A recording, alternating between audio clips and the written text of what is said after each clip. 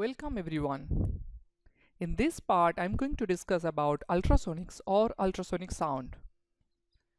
Here we are going to cover introduction of ultrasonic, production of ultrasonic waves, that is how we are going to produce ultrasonic waves.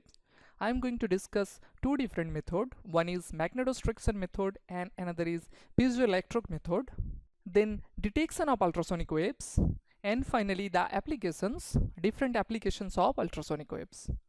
In this part, I'm going to discuss about introduction of ultrasonic. So as I have discussed earlier in the acoustic section, that the word ultrasonic combines the Latin root ultra, which means beyond, and sonic means sound.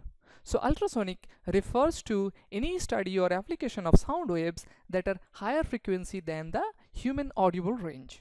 So basically ultrasound is sound waves with frequencies higher than the upper audible limit of the human hearing.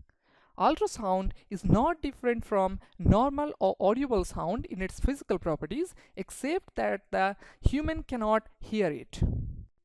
I told you in the acoustic section that basically there are two kinds of sound waves. So one is audible sound and another is inaudible sound. So audible sound is 20 Hz to 20,000 Hz, and for the inaudible sound, which is below 20 Hz, we can say this as infrasonic sound, and then when the sound is more than 20,000 Hz, we can say that as ultrasonic sound.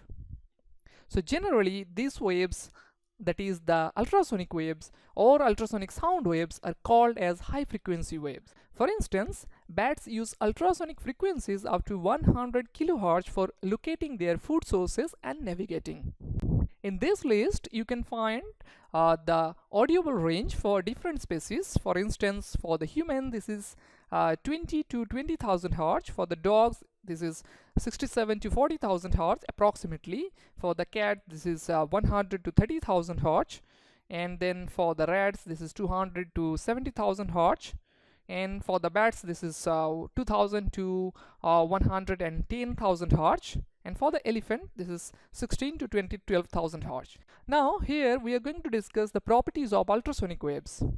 So ultrasonic waves are having frequencies higher than 20 kHz, and therefore they are highly energetic and their wavelengths are small.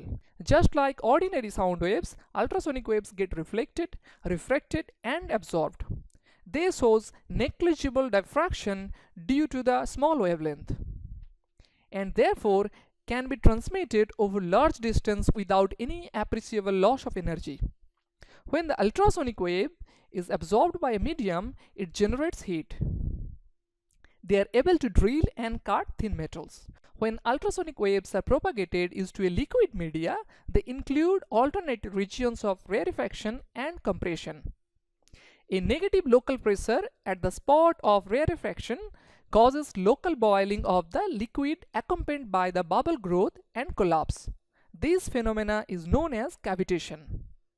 When ultrasonic waves are propagated into a liquid bath, stationary wave pattern is formed due to the reflection of wave from the other end.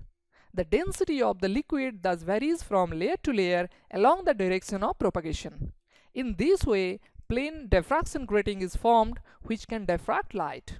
Now, briefly talking about the application of ultrasonic waves, the broad sectors of society that regularly apply ultrasonic technology are the medical community, industry and military.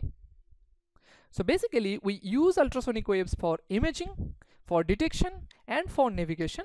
That's all for today, and in the next lecture, I will discuss about the production of ultrasonic waves.